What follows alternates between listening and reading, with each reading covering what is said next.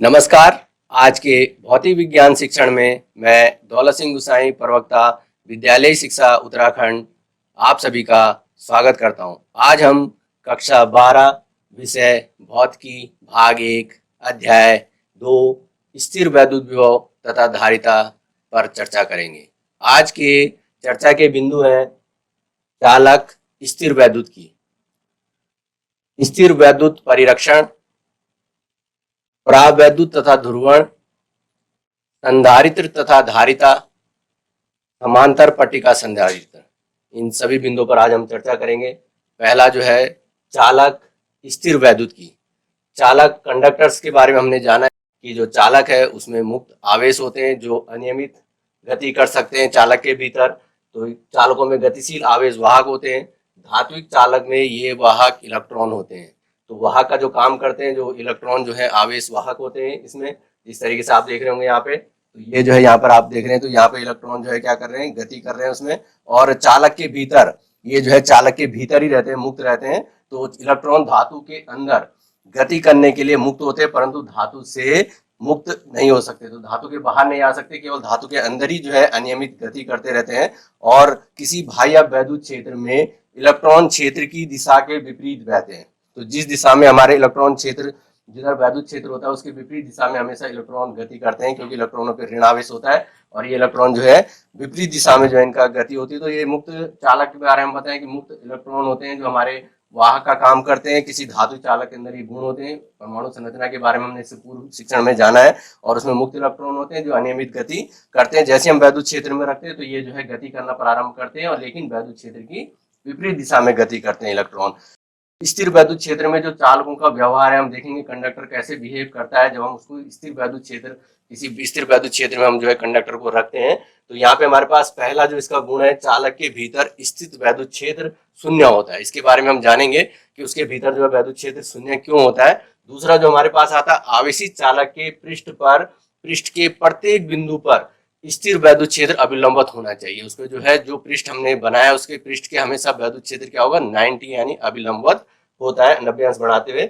स्थिर स्थैतिक स्थिति में किसी चालक की अभ्यंतर में कोई अतिरिक्त आवेश नहीं हो सकता। तीसरा जो गुण है इसका, स्थैतिक स्थिति में, इलेक्ट्रोस्टैटिक में हम देखेंगे इसमें कि जो इसके अंदर कोई भी चालक है उसके अंदर कोई भी आवेश नहीं हो सकता। समस्त आवेश उसके पृष्ठ पर होता है। और चालक के समस्त आयतन में स्थिर वैद्युत विभव नियत रहता है तथा इसका मान इसके पृष्ठ पर भी समान भीतर के बराबर होता है। जितना उसके भीतर होगा उतने ही जो है इसके पृष्ठ पर होता है। तो ये जो है हमारा चौथा गुण इसमें आएगा। और अंतिम इसमें आता है, आवेशित चालक के पृष्ठ पर वैद्युत क्षेत्र, कितना वैद्युत क्षेत्र है उसके बारे में हम इसमें समझेंगे। तो ये 5 गुणों को आज हम इस पर चर्चा करेंगे। पहला जो हम देख ले, चालक के भीतर स्थिर वैद्युत क्षेत्र शून्य होता है। इलेक्ट्रिक फील्ड जो होता है उसके अंदर शून्य होता है। तो कंडक्टर के बारे में हमने जान लिया कि जो कंडक्टर्स होते हैं उसमें जो है मुक्त इलेक्ट्रॉन जो है वाहक का काम करते हैं। और यहाँ पे हमारे पास ये चालक हमने दिखाया, जिस तरीके से आप देख रहे हो, जैसे हमने इसको जो है प्लस क्यू आवेश दिया तो ये जो है आवेश जो है इसकी भारी सतह पर जो है क्या हो जाता है, एक समान रूप से वितरित हो जाता है। अब चूंकि यहाँ पे जो है क्या होगा, इसके भीतर कोई भी आवेश नहीं होता। स्थैतिक स्थिति में हम कहते हैं आवेशित चालक के भीतर कोई भी आवेश नहीं होता। इसके अंदर जो होगा Q का मान, इसके भीतर जो Q, इसके अंदर का जो आवेश होगा Q बराबर क्या होता है, 0। इसके अंदर कोई भी आवेश नहीं होता। तो चालक के भीतर कोई भी आवेश नहीं होगा तो यहाँ पर आवेश शून्य हो जाएगा। तो हमने गॉस की प्रमेय से हमने जाना था, हमारे पास जो हमारा इलेक्ट्रिक फील्ड था और उसका जो रेखीय समाकलन E डॉट dr, उससे गुजरने वाला जो फ्लक्स था, वो जो है आवेश का जो है 1/ε0 गुना था, 1/ε0 इंटू सिग्मा क्यू हमने किया था। तो जब आवेश ही नहीं है, उसके भीतर कोई आवेश ही नहीं है, Q 0 है, तो वैद्युत क्षेत्र स्वतः ही जो है E डॉट ds जो है क्या आएगा, 0 आएगा। यानी जो है वहां पर जो है क्या हो जाएगा, वैद्युत क्षेत्र क्या हो जाएगा, इसके भीतर 0 हो जाएगा। जब Q का मान 0 हो जाएगा तो उसके भीतर वैद्युत क्षेत्र क्या हो जाएगा, शून्य हो जाएगा। किस तरीके से शून्य होता है, यहाँ पे देखें, एक चालक हमने दिखाया और इसको हमने एक समान वैद्युत क्षेत्र E में हमने रख दिया। ये वैद्युत क्षेत्र E है। तो इसके अंदर जो चालक के अंदर जो मुक्त इलेक्ट्रॉन थे वो क्या होंगे, वैद्युत क्षेत्र के विपरीत दिशा में चलते हैं। तो इसके यहाँ पर जो है क्या होता है, इस तरफ जो है माइनस एक तरफ आ जाते हैं और दूसरी तरफ क्या हो जाते हैं, प्लस हो जाता है। तो एक सिरा ऋणावेशित हो जाता है, मुक्त इलेक्ट्रॉनों का जो भाव होता है।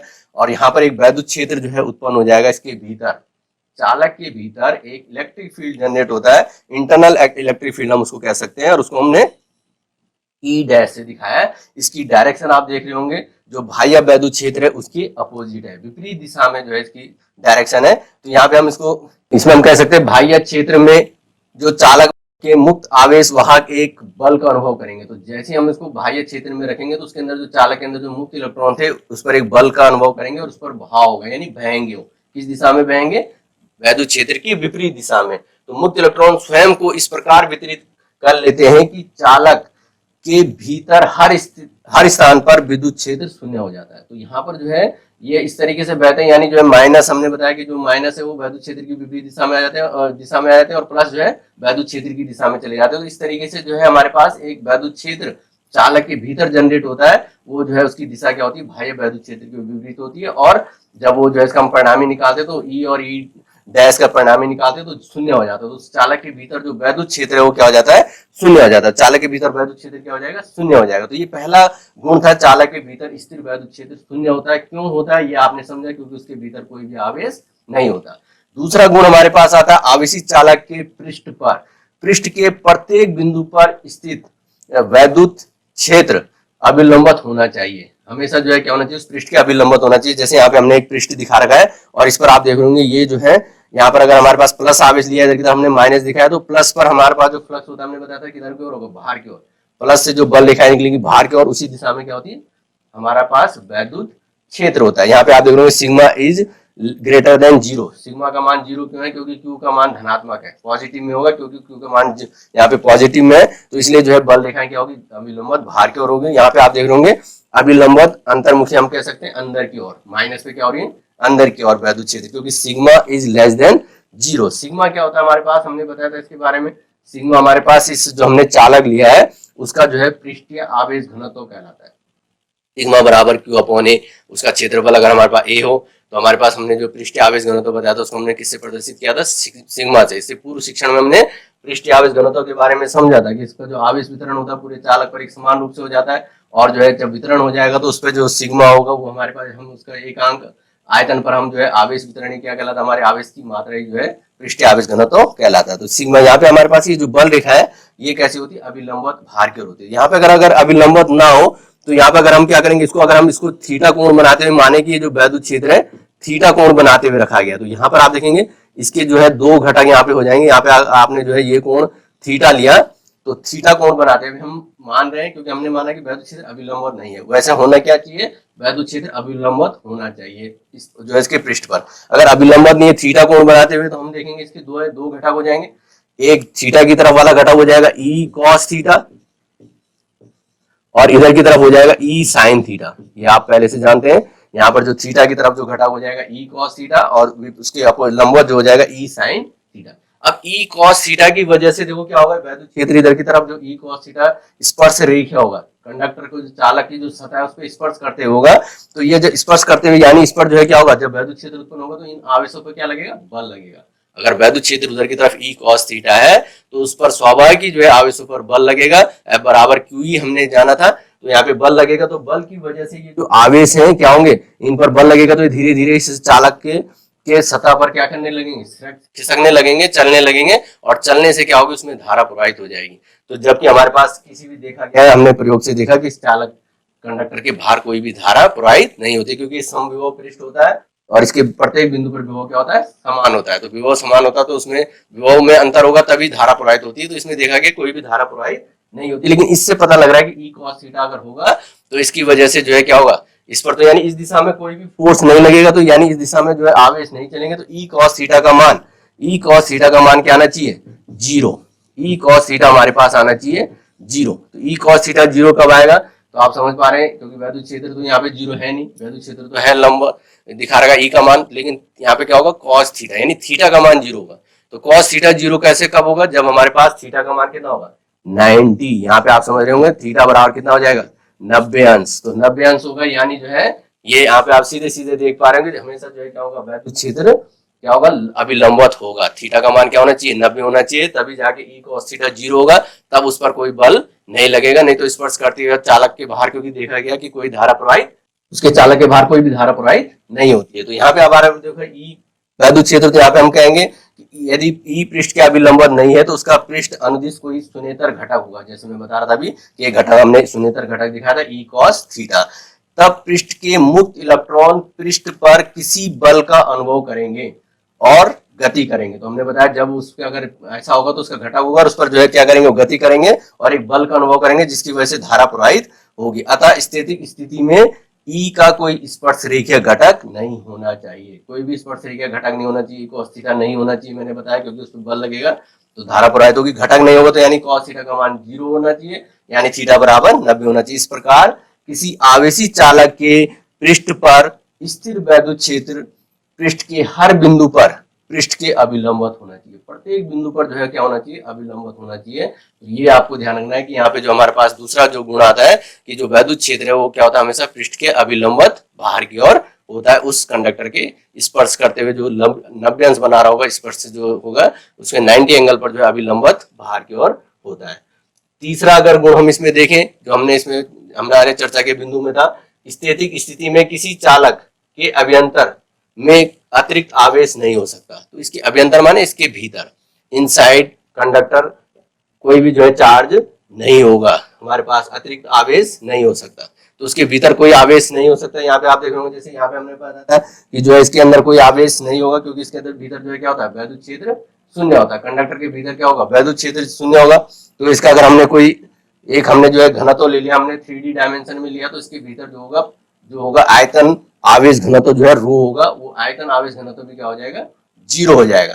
तो जब किसी चालक को आवेशित किया जाता है तो स्थैतिक स्थिति में अतिरिक्त आवेश केवल उसके पृष्ठ पर विद्यमान होता है रहता है। यह गॉस के नियम से स्पष्ट है। तो जो हमने देखा गॉस के नियम से, क्योंकि उसके भीतर कोई आवेश नहीं है, क्यू का मान 0 है, तो यहाँ पे गॉस के नियम से हम लगाएंगे तो उसके भीतर जो वैद्युत क्षेत्र होगा वो ई क्या हो जाएगा, शून्य हो जाएगा। तो ये जो आवेश है जब इसके भीतर नहीं है तो कहाँ पर है, जो आवेश हमने दिया है उस चालक को दिया तो वो उसकी बाहरी सतह पर जो है क्या होता है, विद्यमान होता है, यानी स्थित होता है। किसी चालक के भीतर किसी यादृच्छिक आयतन अवयव, एक छोटा सा हमने जो अवयव ले लिया V जो हमने लिया, को परिबद्ध करने वाले किसी बंद पृष्ठ S पर स्थिर वैद्युत क्षेत्र शून्य होता है। तो इसके भीतर अगर हमने कोई पृष्ठ ले लिया, यहाँ पे अगर हम कोई पृष्ठ ले लें, यहाँ पे अगर हमने S पृष्ठ लिया है तो इसके से बद्ध यानी इससे गुजरने वाला हम फ्लक्स देख लें, इससे गुजरने वाला फ्लक्स क्या हो जाएगा, 0, क्योंकि हमारे पास अगर आवेश है तो ये आवेश बाहर वितरित है, तो बल रेखा अंदर जाने का, प्रवेश करने का मतलब ही नहीं, तो इसके भीतर से कोई भी फ्लक्स गुजरेगा नहीं, तो यानी जो होगा वैद्युत क्षेत्र क्या हो जाएगा, शून्य हो जाएगा। तो यहाँ पे हम कह सकते हैं कि जो कोई भी आवेश इसके भीतर नहीं होगा। तो आवेश नहीं है तो कहां पर होगा, आवेश इसके बाहरी सतह पर, इसके बाहरी सतह पर जो है क्या होगा, वितरित हो जाएगा।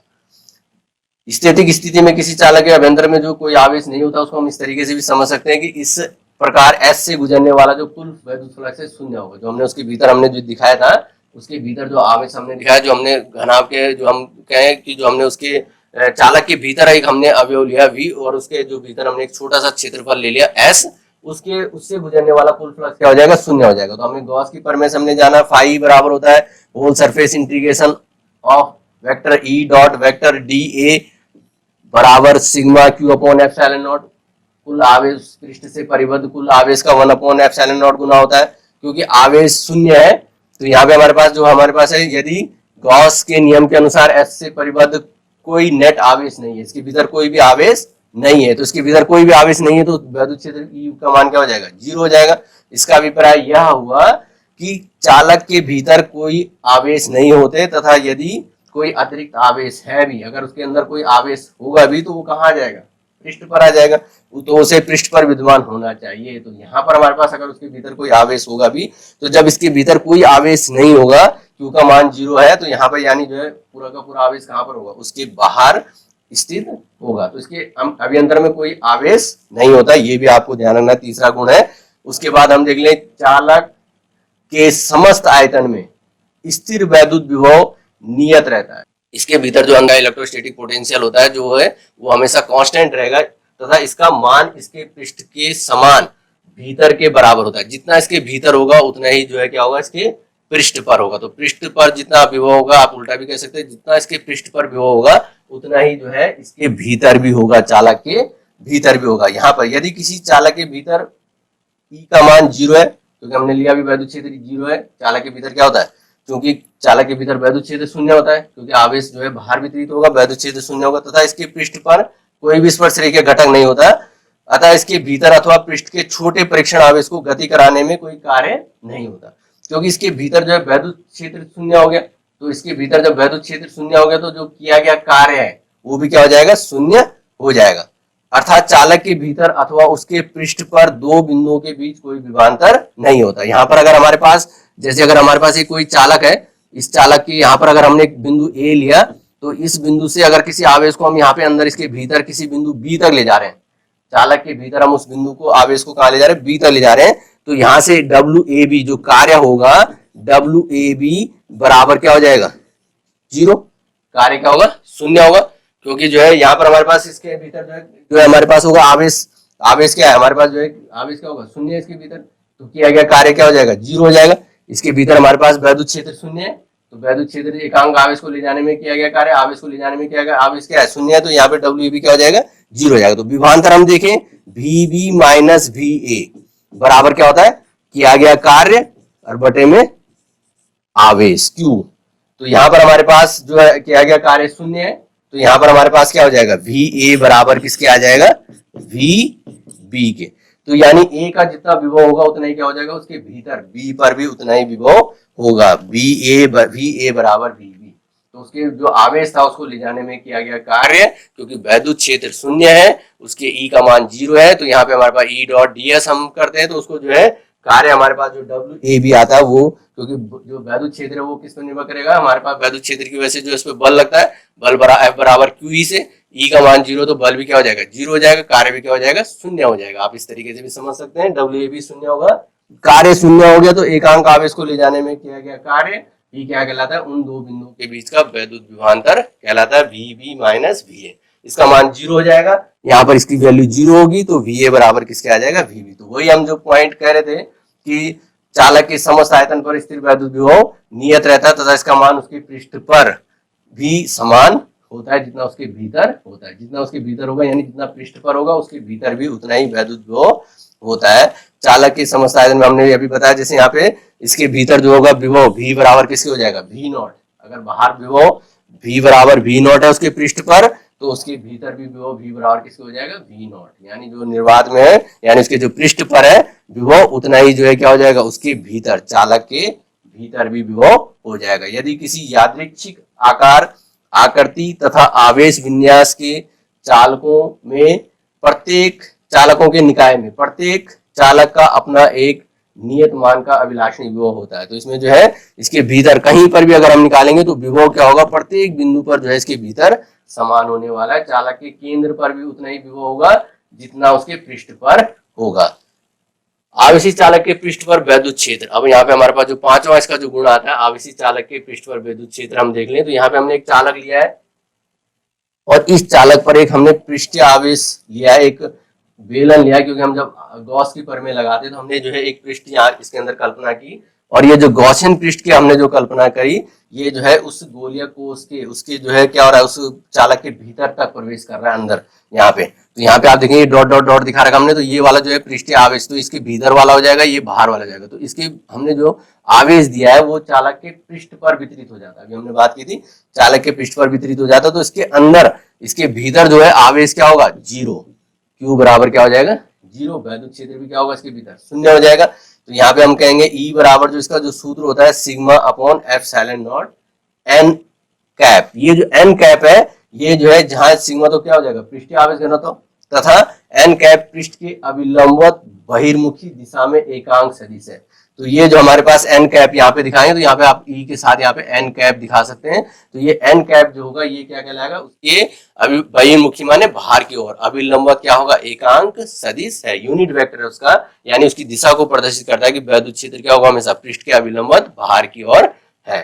तो यहाँ पे हमारे पास E बराबर जो है sigma upon epsilon not n cap, ये जो है यहाँ पे आता है पृष्ठ के तुरंत भीतर स्थिर वैद्युत क्षेत्र शून्य है। हम जो है बहुत छोटी लेयर के अंदर अगर हम देखें कि यहाँ पे हमने जैसे हम चालक के थोड़ा सा भीतर गए तो उसके भीतर कोई आवेश नहीं है, तुरंत हम इसीलिए लिख रहे हैं कि तुरंत भीतर, यानी ज्यादा अंदर न दिखा के मैंने बिल्कुल हल्का सा उसके भीतर दिखाया, तो उसके वैद्युत क्षेत्र क्या हो जाएगा, शून्य हो जाएगा। आवेश शून्य है तो उसके भीतर वैद्युत क्षेत्र क्या हो जाएगा, शून्य हो जाएगा। पृष्ठ के तुरंत बाहर वैद्युत क्षेत्र पृष्ठ के अभिलंबवत है। तो यहाँ पर अगर आप देख लें तो यहाँ पे अगर आपने एक पृष्ठ यहाँ पे ले लिया, तो एक पृष्ठ यहाँ पे लिया तो इसके अभिलंबवत बाहर की ओर है, आप देख रहे होंगे तो गॉसियन पृष्ठ की हम कल्पना कर ले। यहाँ पे नीचे की तरफ आप गॉसियन पृष्ठ की कल्पना करोगे, यहाँ पे अंदर की तरफ एक साइड में यहाँ पे पृष्ठ की कल्पना कर लो, तो यहाँ पे आप देखोगे वैद्युत क्षेत्र की डायरेक्शन क्या है, ई है ऊपर की तरफ, और इसका जो अभिलंबवत घटक हो जाएगा इधर की तरफ हो जाएगा डी एस ले लो, तो ये जो है 90 एंगल हो जाएगा। यहाँ पर जो है एंगल कितना आ जाएगा 90।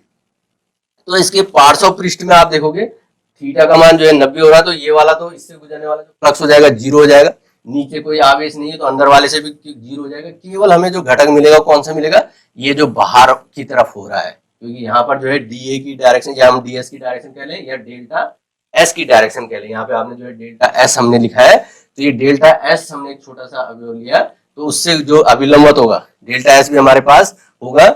ये जो डेल्टा एस होगा यहाँ पे इसकी जो डायरेक्शन होगी ये भी जो है किधर की ओर हो जाएगी, इस डेल्टा एस की डायरेक्शन भी इसी दिशा में होगी, यानी जो है ई और डेल्टा एस की डायरेक्शन सेम डायरेक्शन में, दोनों एक ही दिशा में, थीटा का मान 0 हो जाएगा। तो यहाँ पे थीटा का मान 0 होगा, तो एक छोटा बेलनाकार खोखला बर्तन हमने जो लिया था द्वारा परिबद्ध आवेश जो है सिग्मा डेल्टा एस है, इसके भीतर जो आवेश होगा वो कितना हो जाएगा सिग्मा डेल्टा एस, क्योंकि आवेश हमने यहाँ पे लिया क्यू, क्यू बराबर जो हमारे पास हमने बताया था जो एक छोटा सा अवयव लिया डेल्टा एस, ये हमारे पास हो जाएगा, यहाँ पे हमारे पास जो सिग्मा, यहाँ पे हम ले सिग्मा बराबर होता है Q upon delta S, sigma बराबर होता है क्यू अपॉन डेल्टा एस, क्योंकि हमने जो सूक्ष्म क्षेत्रफल अवयव लिया वो डेल्टा एस लिया है, इसको हम डेल्टा एस लिख लेते हैं। सिग्मा बराबर यहाँ पे हमारे पास आ जाएगा क्यू अपॉन डेल्टा एस, एक सूक्ष्म क्षेत्रफल अभी हमने डेल्टा एस लिया है, तो डेल्टा एस बराबर, तो क्यू बराबर आप देख रहे हो क्यू का यहाँ पे जो है क्या हो जाएगा, ये इसके साथ गुणा हो जाएगा, तो क्यू बराबर हो जाएगा सिग्मा डेल्टा एस, तो क्यू बराबर सिग्मा डेल्टा एस, इससे परिबद्ध आवेश क्या हो जाएगा सिग्मा बराबर डेल्टा एस, तो ये इतना आवेश आएगा, इसके ऊपर आवेश कितना है इतना है। तो यहाँ पे हम देख लें कि गॉस के नियम के अनुसार, तो गॉस के नियम के अनुसार मैं जो बता रहा था कि नीचे इस वाले पृष्ठ पर तो कोई आवेश नहीं है अंदर की ओर, तो 0 हो जाएगा। इधर की तरफ यहाँ पर जो है थीटा, इस वाले पृष्ठ पर आप गॉसियन पृष्ठ की कल्पना करोगे तो ई और डेल्टा एस के बीच थीटा का मान 90 होगा, ये भी 0 हो जाएगा। केवल हमें बहिर्मुखी ऊपर वाला हमें जो मिलेगा तो वो हो जाएगा ई डेल्टा एस, ई डेल्टा एस बराबर क्या हो जाएगा sigma delta S upon epsilon not, mode लगा रखा है, यानी उसका परिणाम हमने ले लिया सिग्मा, क्योंकि प्लस आवेश भी हो सकता है माइनस आवेश भी हो सकता है, तो sigma delta S upon epsilon not. Sigma delta समझ रहे हैं, क्योंकि ये गॉस की प्रमेय लगा रखे हमने ई डॉट डी एस, क्योंकि थीटा का मान 0 हो रहा है तो cos 0 का मान 1 हो जाएगा, इसलिए हमने 0 नहीं लगाया, यहाँ पे क्या लिख दिया केवल ई डेल्टा एस, और ये हमारे पास ये वाली जो वैल्यू थी किसकी थी, कुल चार्ज की, क्यू की, तो क्यू का मान हमने क्या रख दिया sigma delta S upon epsilon not. तो यहाँ पे आप देख रहे होंगे डेल्टा एस से डेल्टा एस कैंसिल हो रहा है, तो ई बराबर क्या बचेगा सिग्मा अपॉन एप्सिलॉन नॉट। तो ये जो है वैद्युत क्षेत्र जो है चालक के पृष्ठ पर वैद्युत क्षेत्र का जो मान आता है, ये वाला मान अभी हमने जो लिखा था शुरू में वो वाला मान देख रहे हैं किस तरीके से आया, तो ये गॉस की प्रमेय से ही हमने इसका मान निकाला,